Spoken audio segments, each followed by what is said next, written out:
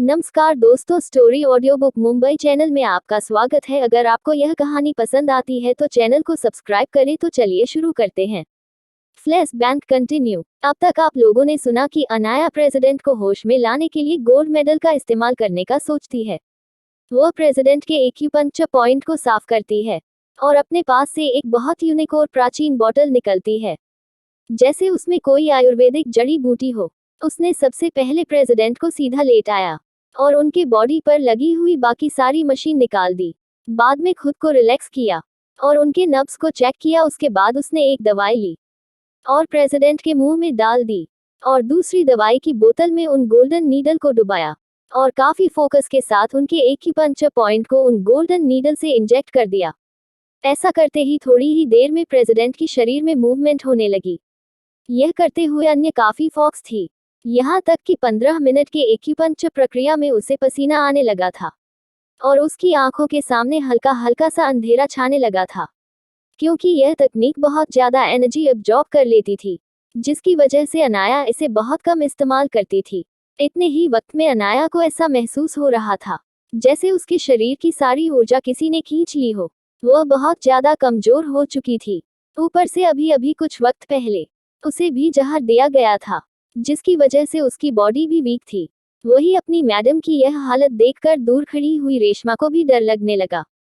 वह जानती थी कि यह तकनीक कितनी खतरनाक है। पुराने पुस्तकों में तो यह भी लिखा गया है कि अगर कोई गोल्डन नीडल तकनीक को गलत परफॉर्म कर ले तो वह इस्तेमाल करने वाले चिकित्सक की सारी ऊर्जा को शोषण कर सकती है और उसके साथ साथ जो इंसान इलाज कर रहा है उसकी अकाल मृत्यु भी हो सकती है। इसीलिए तो बहुत कम आयुर्वेदिक डॉक्टर ऐसे हैं जो यह तकनीक को सीखने की कोशिश करते हैं, लेकिन अनाया उसमें गॉड गिफ्टेड थी।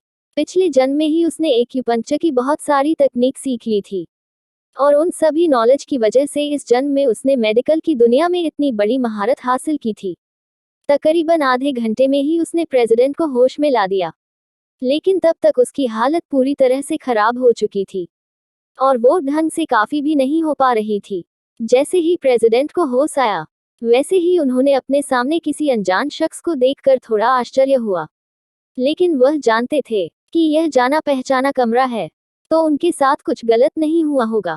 अभी वह कुछ बोलते उससे पहले ही रेशमा ने दरवाजा खोल दिया और बाहर से प्रेसिडेंट के सेक्रेटरी को अंदर बुला लिया। अनाया, जो बहुत मुश्किल से खुद को बैलेंस करके खड़ी थी, उसने अपने सेक्रेटरी रेशम का सहारा लिया और पास खड़े प्रेसिडेंट के सेक्रेटरी को गंभीर आवाज में कहा, जो कुछ भी मैंने समझाया है वह प्रेसिडेंट को समझा दो और उन्हें अभी प्रेस कॉन्फ्रेंस के लिए तैयार करो। मुझे अभी जाना होगा, काफी देर हो चुकी है। इतना बोलकर वह रेशम के सहारे बाहर जाने लगी, लेकिन जाने से पहले उसने प्रेसिडेंट से गंभीर आवाज में कहा, यह सारा खेल अब आप ही बदल सकते हैं। जाए और पूरी बाजी को पर हाथ में कर लीजिए। पहले पहले तो प्रेसिडेंट को कुछ समझ नहीं आया, इसीलिए वह अपने सेक्रेटरी की ओर देखते हैं। वहीं उनका सेक्रेटरी तो अभी भी सदमे में था अपने बॉस को होश में देखकर। ऊपर से उसे डॉक्टर एना की तबीयत भी कुछ ठीक नहीं लग रही थी, लेकिन वो सब कुछ इग्नोर करके प्रेसिडेंट को सब कुछ बता देता है कि उनके कोमा में जाने के बाद और जहर देने के बाद क्या क्या हुआ और देश में कितने सारे बदलाव आए। सब कुछ सुनने के बाद नरेंद्र बंसल बहुत ज्यादा गुस्सा हो गए और उन्होंने गुस्से में दांत पीस कर कहा, उनकी इतनी हिम्मत जो वो मेरे खिलाफ गए। मैं अभी उन्हें उनकी औकात दिखाता हूँ कि उन्होंने किस पर हाथ डाला है। इस बीच प्रेसिडेंट ने डॉक्टर एना के बारे में भी पूछ लिया और उनके बारे में सब कुछ जानने के बाद और यह जानने के बाद कि वह हर्षवर्धन की बीवी है, प्रेसिडेंट नरेंद्र की आंखें चमक गई, क्योंकि वह हर्षवर्धन को अपने बेटे की तरह मानते थे और उन्हें यह सुनकर अच्छा लगा कि उसकी जिंदगी में कोई इतनी समझदार और काबिल लड़की है। पहले जो उन्हें छोटा मोटा डाउट था कि वह अनाया की बात माने या ना माने, लेकिन यह जानने के बाद कि वह हर्षवर्धन की बीवी है, उन्होंने यही सोच लिया कि वह बिल्कुल वैसा ही करेंगे जैसा डॉक्टर एना ने कहा है और उन्होंने तुरंत प्रेस कॉन्फ्रेंस में जाने के लिए तैयारी करने को कह दिया। प्रेसिडेंट की हालत ठीक नहीं थी, ऊपर से उनकी सिक्योरिटी के ध्यान में रखते हुए यह कोई बहुत बड़ी प्रेस कॉन्फ्रेंस नहीं थी। देश के सबसे बड़े 2 मीडिया हाउस के अध्यक्ष को उनका इंटरव्यू लेने के लिए बुलाया गया था। यह इंटरव्यू कम और एक तरह का स्टेटमेंट था, क्योंकि इसमें सवाल जवाब की कोई पंचायत नहीं थी। वहां पर बस प्रेसिडेंट की स्पीच दिए जाने वाली थी और इसका इंतजार भी इसी बंगलो के एक प्राइवेट एरिया में किया गया था, ताकि प्रेसिडेंट को अपना इलाज छोड़कर जाना ना पड़े और उनकी मेडिकल कंडीशन भी स्टेबल रहे। थोड़ी देर में प्रेसिडेंट को प्राइवेट रूम में ले जाया गया, वह भी बहुत अच्छे से तैयार करके, ताकि किसी को शक ना हो कि वह कभी बीमार थे। वह जैसे ही वहां पहुंचे, उन्होंने लाइव टीवी के सामने बात की और सबको प्रणाम करके इन्फॉर्मेशन देते हुए कहा कि देश की जनता को मेरा सादर नमन है। मैं नरेंद्र बंसल आप सबको कुछ बताना चाहता हूँ। कुछ वक्त पहले मुझ पर जानलेवा हमला हुआ था। यह हमारे दुश्मन देश के साथ मिलकर कुछ लोगों ने साजिश की थी और मेरी जान पर बात आ गई थी। इसीलिए दुनिया की महान डॉक्टर एना मेरा इलाज किया और मिस्टर देवराज कोंडा को यह बात पता चल गई। मुझे मारने की साजिश में उनका भी बहुत बड़ा हाथ था। कहीं मैं बच ना जाऊं और डॉक्टर एना मेरा इलाज न कर दे, उस डर से मिस्टर देवराज कोंडा ने डॉक्टर एना को किडनैप कर लिया। इसीलिए उन्हें छुड़ाने के लिए इंटरनेशनल जेट प्लस सिक्योरिटी ने मिस्टर कोंडा की पूरी टीम को मार डाला। यहाँ तक कि जो सबूत मिस्टर कोंडा के खिलाफ बाहर जारी किए गए थे, वह भी सच है। इसीलिए देश की जनता से मेरा अनुरोध है कि वह झूठी साजिश और दूसरों की बातों में ना आए और देश की अर्थव्यवस्था में कोई भी खलील ना डालें। बाकी सारी चीजों के लिए हम जल्द से जल्द आपको कोई अच्छा एक्सप्लेनेशन देंगे। और यह बात बिल्कुल गलत है कि मुझे कुछ हो गया है। मेरा इलाज पहले ही हो चुका है और मिरेकल डॉक्टर एना मेरा इलाज कर रही है, इसीलिए कोई चिंता की बात नहीं है। यह छोटा सा इंटरव्यू देने के बाद प्रेसिडेंट तुरंत वहां से निकल गए और सीधे ही बंसल विला के लिए चले गए। हालांकि उन्हें अभी भी कमजोरी थी, लेकिन वह अपने परिवार को इस क्रूशियल टाइम में अकेला नहीं छोड़ना चाहते थे और अब वह होश में आ गए थे, तो उन्होंने कुछ और पॉलिटिकल इशू को सॉल्व करने के बारे में सोच लिया। फ्लैशबैक एंड, जहां बंसल विला में प्रेसिडेंट का सेक्रेटरी यह सारी चीज बंसल परिवार को बता रहा था। जैसे जैसे बंसल परिवार सब कुछ सुन रहे थे, वैसे वैसे उनकी आंखों की पुतलियां बड़ी हो रही थी, क्योंकि उन लोगों को यकीन नहीं हो रहा था कि सच में इतना बड़ा इशू बना चुका है और डॉक्टर एना ने उनकी मदद की है। अब वह सच में डॉक्टर एना के कर्जदार बना चुके थे। इतने क्रिटिकल समय में भी उन्होंने समझदारी दिखाई थी और प्रेसिडेंट का इलाज किया। लेकिन इन लोगों को कौन बताए कि अनाया ने तो यह अपने प्यारे पति हर्षवर्धन की मदद के लिए किया है। उसे कोई दया नहीं आई थी। वैसे भी पिछले जन्म में उसने बहुत दया दिखा ली, अब तो वो किसी पर भी यकीन नहीं करती थी। क्या इन सब की वजह से हर्षवर्धन की प्रॉब्लम सॉल्व हो जाएगी? और क्या राजेश और रवीना अब खामोश रहेंगे? दूसरी ओर जैसे ही हर्षवर्धन को इन सभी सिचुएशन के बारे में पता चला, वह तुरंत अपने घर के लिए निकल गया, क्योंकि उसने सेक्रेटरी रेशमा को फोन करके पहले ही अनाया की कंडीशन के बारे में पूछ लिया था।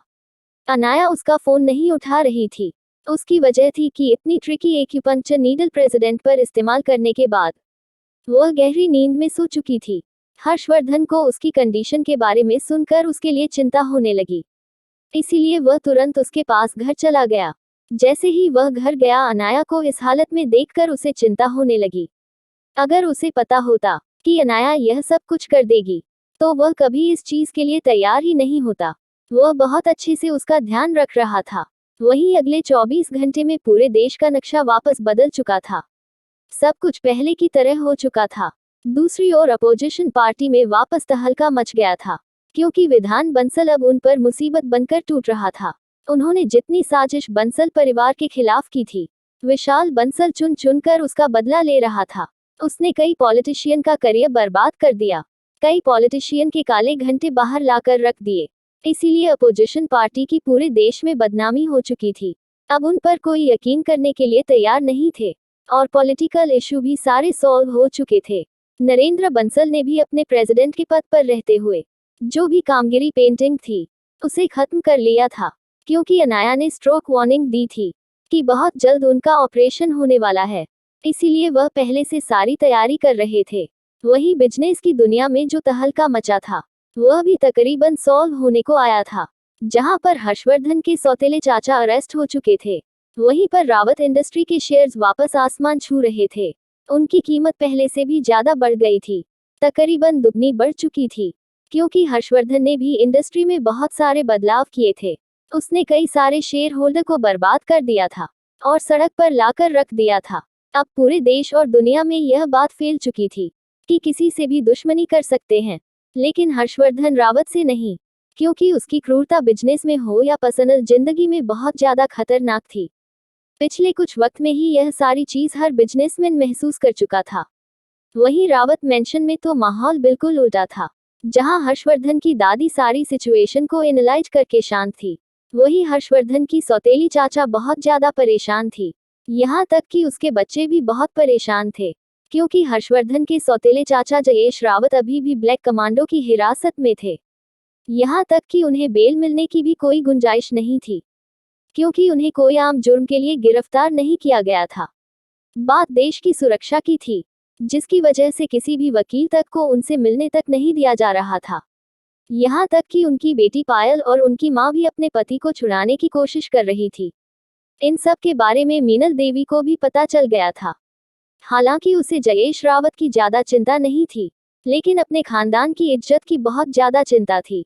वह भी हॉल में बैठकर इन सभी चीजों के बारे में न्यूज पर देखा ही रही थी। तभी उसके कानों में हर्षवर्धन की चाची सुषमा रावत की आवाज आई।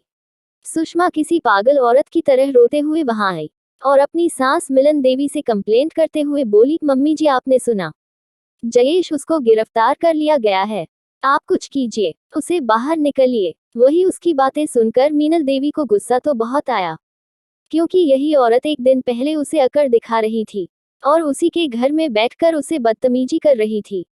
उसे दिन वह काफी परेशान थी और थकी हुई थी, इसलिए उसने सुषमा से बहस नहीं की थी। लेकिन आज मामला उलट था।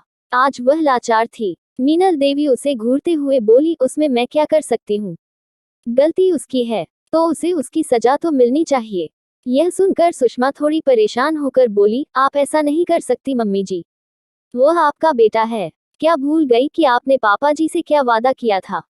आपने कहा था आप जयेश को हमेशा प्रोटेक्ट करेंगे और उसे अपना बेटा समझेगी और उसे इसका हक जरूर देंगे। वही उसकी बात सुनकर मीनल देवी की भी मुठिया कस गई। वह अपने पति के सिर्फ यही एक वचन से हमेशा मजबूर हो जाती थी। मीनल देवी थोड़ी नाराज आवाज में बोली, यह बात तो तुम्हें उसे समझा नहीं चाहिए। इतना सब कुछ करने के बाद तुम अभी भी मुझसे उम्मीद कर रही हो कि मैं उसे छुड़ा लूं। यह सुनकर सुषमा बेचारी बनने का नाटक करते हुए बोली, मम्मी जी न्यूज में सब कुछ गलत दिखाया जा रहा है। यह सब कुछ हर्षवर्धन का किया हुआ है। वह अपने चाचा को पसंद नहीं करता, इसीलिए वह उसे बदला ले रहा है। जयेश ने ऐसा कुछ नहीं किया। वही यह सुनकर मीनल देवी को बिल्कुल अच्छा नहीं लगा, क्योंकि वह अपने पोते को बहुत अच्छे से जानती थी। अगर उसे जयेश रावत से बदला लेना होता तो वह एक झटके में उसे खत्म कर देता। वह ऐसे उसे अरेस्ट नहीं करवाता। लेकिन बेवकूफ सुषमा रावत को यह कैसे पता होगा? उसके हिसाब से तो उनकी जिंदगी में जो भी गलत होता, उन सब के पीछे हर्षवर्धन का ही हाथ होता था। वह अपने ऊपर होने वाले हर बुरी चीज का दोष बस हर्षवर्धन को ही देती थी। यह उसकी पुरानी आदत थी। सुषमा को जब लगा कि उसकी सांस पिघलने वाली नहीं है, तो वह घुटने पर आकर रोते हुए बोली, मम्मी जी आप ऐसा नहीं कर सकती। हमारा आपके अलावा कोई नहीं है। अगर आप मेरी मदद नहीं करेंगे तो कौन करेगा? प्लीज मेरी मदद कीजिए। प्लीज आप उनको बचा लीजिए। अगर उसे कुछ हो गया तो मेरे बच्चों का क्या होगा? आप उनके बारे में तो सोचिए। और आप भूलिए मत, अभी भी हमारे पीछे रावत सरनेम लगती है। अगर वह अरेस्ट हो गए तो रावत खानदान पर भी दाग लग जाएगा। मीनल देवी उसे इशारा करके खड़ा होने को कहती है और अपना फोन उठाकर अपने आदमी को फोन करके बोली, जयेश इसको बाहर निकालने की तैयारी करो। शाम तक वह मुझे अपने सामने चाहिए। मुझे भी उसे अपने कई सारे सवालों के जवाब चाहिए। इतना बोलकर वह फोन रख देती है और सामने खड़ी सुषमा की ओर देखकर थोड़ी कठोर आवाज से बोली, अब तुम यहाँ से जाओ, तमाशा करना बंद करो। वह छूट जाएगा। मैं अपने सेक्रेटरी से बात कर ली है। वही सुषमा जो मगरमच्छ के आंसू गिरा रही थी, वह तुरंत अपनी जगह पर खड़ी हुई और वापस जाते हुए मन ही मन मिलान देवी को कोसती है। लेकिन इस बार उन लोगों की सोच बिल्कुल उलट थी। उन्हें लग रहा था कि जयेश रावत को बाहर निकलना इतना आसान होगा, लेकिन वह नहीं जानते थे कि इस बार उनकी टक्कर हर्षवर्धन से नहीं बल्कि उसकी शैतान बीवी अनाया से है। और अनाया अपने दुश्मनों को बिना सजा दिए नहीं छोड़ती थी। उसने जानबूझकर जयेश रावत को इस केस में फंसाया था, क्योंकि वह उसे एक सबक सिखाना चाहती थी। जयेश रावत ने कई बार उसकी प्यारे पति को मारने की कोशिश की थी, और अनाया भला यह चीज कैसे बर्दाश्त कर सकती थी कि कोई उसके पति को परेशान करे। और वो खामोश रहे। क्या करेगी अनाया आगे? और क्या जयेश की बीवी रहेगी चुप? और आगे किन किन मुसीबतों से होगा हमारी हीरोइन का सामना? अब तक इस हादसे को हुई 2 दिन बीत चुके थे। इस बीच ज्यादा तो कुछ नहीं, लेकिन रावत परिवार में काफी उथल पुथल हो चुकी थी, क्योंकि मीनल देवी ने जयेश रावत को कस्टडी से छुड़ाने की बहुत ज्यादा कोशिश की थी, लेकिन उसका कोई भी तरीका काम नहीं कर रहा था। हर तरफ से उसे निराशा ही मिल रही थी। ऊपर से सुषमा रावत कई बार रावत मेंशन जाकर तमाशा कर चुकी थी। वह पागल हो चुकी थी। उसे कुछ भी करके जयेश रावत को बाहर निकालना था। उसे लग रहा था उसके साथ जानबूझकर उसकी मदद नहीं कर रही, इसीलिए उसने कई बार तमाशा भी किया। वही मीनल देवी तो सबसे ज्यादा परेशान थी, क्योंकि आज तक ऐसा कभी नहीं हुआ था कि उनकी पावर कहीं पर भी कम हो। लेकिन वह नहीं जानती थी कि हर बार वह अपने सेक्रेटरी को जो भी आदेश देती थी, उसे पूरा करने के लिए हर्षवर्धन उसके पीछे खड़ा होता था। कई बार उन्होंने ऐसी चीजों की डिमांड की थी, ऐसे काम करने के लिए आदेश दिया था जो उनके बस की बात नहीं थी, लेकिन पीछे से हर्षवर्धन अपनी इन्फ्लुएंस लगाकर उनका काम कर देता था। लेकिन इस बार हर्षवर्धन ने भी ठान लिया था कि वह उनकी मदद नहीं करेगा। एक बात वह भी जानता था कि उसकी दादी अपने पुराने ख्यालात और अपने खानदान के इज्जत के लिए सब कुछ करता था, फिर चाहे उसके लिए हर्षवर्धन को कितनी तकलीफ होती हो। इसीलिए इस बार यह जानते हुए कि भी उसकी दादी उसके सौतेले चाचा को कस्टडी से बाहर निकालना चाहती है, लेकिन फिर भी हर्षवर्धन ने उनकी मदद नहीं की। वही मीनल देवी जब पूरी कोशिश करके हार मान चुकी थी, तब उनके पास अब कोई चारा नहीं बचा था, क्योंकि पूरे देश में जयेश रावत की वजह से रावत परिवार की काफी बदनामी हो चुकी थी। हर कोई जयेश रावत की परवरिश पर थूक रहा था और रावत परिवार को भी क्रिटिसाइज कर रहा था। हालांकि हर्षवर्धन को ज्यादा फर्क नहीं पड़ा, लेकिन मीनल देवी अपने परिवार की प्रतिष्ठा को ऐसे गिरने नहीं दे सकती थी, इसीलिए उन्होंने हर्षवर्धन को फोन किया है। सामने हर्षवर्धन जो 2 दिन से अपनी बीवी के साथ प्यार में डूबा हुआ था और उसके साथ ही वक्त गुजरता था और अपने प्यार भरे लम्हे बिता रहा था। वह आज भी अपनी बीवी को अपनी बाहों में उठाकर प्यार करने में बिजी था और हल्की हल्की धूप का आनंद ले रहा था और कॉफी पी रहा था। उसका फोन बजा तो उसने फोन उठाकर स्पीकर पर रखा, क्योंकि उसने पहले ही देख लिया था यह उसकी दादी का फोन है। सामने से मीनल देवी थोड़ी गंभीर आवाज में बोली, हर्षवर्धन मुझे तुमसे मदद चाहिए। यह सुनकर हर्षवर्धन की आंखें छोटी हो गई, क्योंकि आज से पहले जब भी उसकी दादी उसे फोन करती थी, सबसे पहले वह उसके हाल चाल पूछती थी, लेकिन आज तो वह कुछ ज्यादा ही डेस्परेट हो रही थी। वही हर्षवर्धन जो अपनी बीवी को गोद में बिठाकर उसके साथ फ्लर्ट कर रहा था और उसे बार बार छेड़ रहा था। वही अनाया भी उसकी गोद में हर्षवर्धन की ही शर्ट पहन कर बैठी थी और शर्मा रही थी। उसने भी मीनल देवी की बात सुन ली थी। उसकी भी आंखें कठोर हो गई थी। वह जानती थी कि यह फोन क्यों आया है, लेकिन वह कुछ बोलती नहीं। तभी हर्षवर्धन गंभीर आवाज में बोला, क्या बात है दादी, आज आपने सुबह सुबह फोन कर दिया, क्या कुछ काम था? मीनल देवी गंभीर आवाज में बोली, अपने चाचा को कस्टडी से बाहर निकालो। पूरे देश में हमारे खानदान की नाक कट रही है, कुछ भी करो लेकिन उसे बाहर निकालो। यह सुनकर हर्षवर्धन की मुखिया फंस गई, क्योंकि जब शेयर होल्डर उसके खिलाफ हो रहे थे और उसके चाचा कंपनी को हथियाना की कोशिश कर रहे थे, तब भी उसकी दादी ने ज्यादा अफोर्ड नहीं किया और बिना किसी चिंता के सब कुछ हर्षवर्धन पर डाल दिया। और वह अभी भी चाहती थी कि हर्षवर्धन उसके चाचा को जेल से बाहर निकाले। वह गंभीर होकर बोला, दादी मैं इसमें कुछ नहीं कर सकता, यह मामला सेंट्रल गवर्नमेंट का है और आप जानती है कि जयेश रावत पर कोई छोटे मोटे चार्ज नहीं लगे हैं। उन पर देश की सुरक्षा को तोड़ने का इल्जाम है और प्रेसिडेंट के हत्या का होने का आरोप है। यहाँ तक कि दुनिया की जानमानी मशहूर डॉक्टर ऐना को किडनैप करने की साजिश में भी उनका हाथ बताया जा रहा है। क्या आपको लगता है कि इतने बड़े अपराध में नाम जुड़ने के बाद भी गवर्नमेंट उन्हें छोड़ देगी? यह सुनकर मीनल देवी थोड़े गुस्से में बोली, हर्षवर्धन मुझे मत सिखाओ क्या सही है या क्या गलत है। मैं बहुत अच्छे से जानती हूँ तुम्हारी ताकत को। तुम किसी भी देश की सरकार को अपने आगे झुकाने की ताकत रखते हो, इसीलिए कुछ भी करो, लेकिन जयेश को बाहर निकालो। मुझे अपने खानदान को किसी भी प्रकार की उंगली उठे वो बर्दाश्त नहीं है। वहीं उनकी बात सुनकर अनाया की आंखें गुस्से से लाल हो गई थी। वह भले ही मीनल देवी की इज्जत करती थी, लेकिन वह उनकी ऐसी घटिया सोच की इज्जत नहीं करती थी। लेकिन वह फिर भी कुछ नहीं बोलते। हर्षवर्धन गंभीर होकर बोला, ठीक है मैं कोशिश कर सकता हूँ, लेकिन आपको इसके लिए नरेंद्र अंकल से बात करनी होगी, क्योंकि यह मामला बंसल परिवार के हाथ में है और आखिरकार हमला प्रेसिडेंट पर हुआ था। और मैं उन्हें यह नहीं कह सकता कि जिन्होंने आपको मारने की कोशिश की उन्हें छोड़ दो, इसीलिए आप खुद उनसे बात कर लीजिए। बाकी सारी पॉलिटिकल इशू और मीडिया को मैं संभाल लूंगा। इतना बोलकर उसने फोन रख दिया। वह उनसे बिल्कुल भी बात नहीं करना चाहता था। उसकी आंखों में वापस एक मायूसी आ गई। अनाया ने वह देख ली थी। वह उसे गले लगाते हुए उसके होठों पर होंठ रखकर उसे डीप किस करने लगी ताकि उसका ध्यान भटक जाए। और हर्षवर्धन भी उसकी ऐसे अचानक किस करने से उसमें खो गया और मिलन देवी से हुई बात पर से उसका ध्यान हट गया। अनाया भी यही चाहती थी। एक लंबी किस के बाद अनाया उसकी आंखों में देखकर बोली, तुम चिंता मत करो, इस बार वह चालाक लोमड़ी बाहर नहीं आएगा। यह सुनकर हर्षवर्धन उसे देखते हुए बोला, क्या मतलब? उद्धरण चिन्ह। अनाया एक शैतानी हंसी हंसकर बोली, बस तुम देखते जाओ मैं क्या करती हूँ। हर्षवर्धन जानता था कि उसकी बीवी काफी शैतान है। अगर उसने सोच लिया है कि वह जयेश रावत को बाहर नहीं आने देगी तो वह बिल्कुल ऐसा कर सकती थी और हर्षवर्धन भी उसे रोकने नहीं वाला था। वह भी देखना चाहता था कि उसकी दादी किस हद तक आगे बढ़ सकती है उसके चाचा को बाहर निकालने के लिए। दूसरी ओर इस बीच मुंबई में एक और न्यूज बहुत तेजी से वायरल हो रही थी और यह न्यूज थी जाह्नवी दुबे की। उद्धरण चिन्ह। वैसे मेरे प्यारे रीडर, मैं आपको बता दूं कि जाह्नवी कपूर ही जाह्नवी दुबे है। अब हम कहानी में जाह्नवी, राजेश और रवीना को कपूर कहकर नहीं बुलाएंगे। उनके परिवार के पीछे दुबे ही लगेगा, तो आप कंफ्यूज मत होइएगा। चलिए हम कहानी में आगे बढ़ते हैं।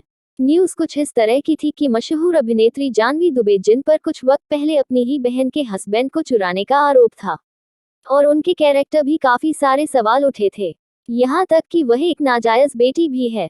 उन्हें मशहूर हॉस्पिटल में देखा गया है और सूत्रों के अनुसार वो गायनेकोलॉजिक डिपार्टमेंट में देखूंगा है। हमारे खुफिया सूत्रों के अनुसार वह प्रेग्नेंट है और ऐसा माना जाता है कि उनके बच्चे का पिता मशहूर बिजनेसमैन विशाल मेहता है। जो मेहता इंडस्ट्री के एकलौते वारिस विशाल मेहता कुछ वक्त पहले उन्हें एक बिस्तर पर एक साथ पकड़ा गया था। इसी तरह की न्यूज पूरी देश में फैली हुई थी। क्या करेगी जाह्नवी इस न्यूज के बारे में? क्या यह जानबूझकर फैलाई गई थी और क्या यह कोई नई चाल है और क्या जयेश रावत आएगा बाहर? अब तक आप लोगों ने सुना कि जाह्नवी की प्रेगनेंसी की न्यूज पूरे देश में फैली हुई थी। इस बारे में विशाल मेहता को भी पता चल गया था और सबसे ज्यादा परेशान अगर कोई था तो वह विशाल ही था, क्योंकि उसे बिल्कुल बर्दाश्त नहीं हो रहा था कि जाह्नवी के साथ उसका नाम जोड़ा जा रहा है। लेकिन इस बीच अगर कोई खुश था तो वह विशाल की मां थी। विशाल की मां कावेरी मेहता एक लालची और रूढ़िवादी औरत थी। उसके हिसाब से खानदान का वंश आगे बढ़ना चाहिए और उसके दिल में भी एक पोते की चाहत थी जो उसके खानदान को आगे बढ़ाए। इसीलिए जब उसके कानों में यह न्यूज पड़ी तो उसने सबसे पहले इस बारे में विशाल से पूछा, लेकिन विशाल ने इस बात को ठुकरा दिया कि वह उसका बच्चा है। लेकिन वह हार मानने को तैयार नहीं थी, इसलिए वह खुद इस बात की जांच करने के लिए तैयार हो गई और उसने अपने आदमियों को इस बारे में पता करने को कहा। अगर सच में यह उनका पोता होता तो वह कुछ भी करके उसे अपने पास रखती। आखिरकार वह मेहता परिवार का वंश था।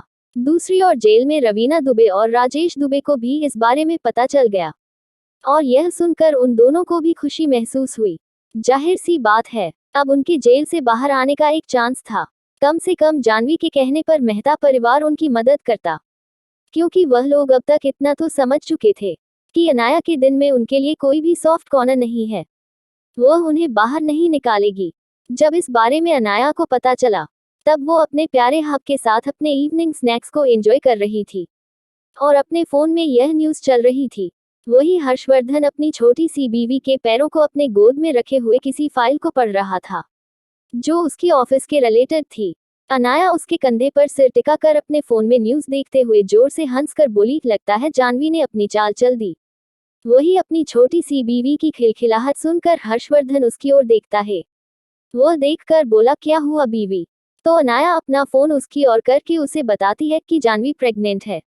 यह सुनकर हर्षवर्धन न्यूज को देखने लगता है।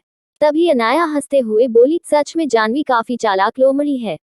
वह अपनी मां से भी 2 कदम आगे निकली। उसने मेहता परिवार में घुसने का रास्ता खोज ही लिया। वह विशाल के बच्चे से प्रेग्नेंट हो गई। सच में इस बार विशाल बुरा फंसा। वही अपनी बीवी को इस तरह से विशाल का नाम लेता देख हर्षवर्धन को जलन महसूस हुई।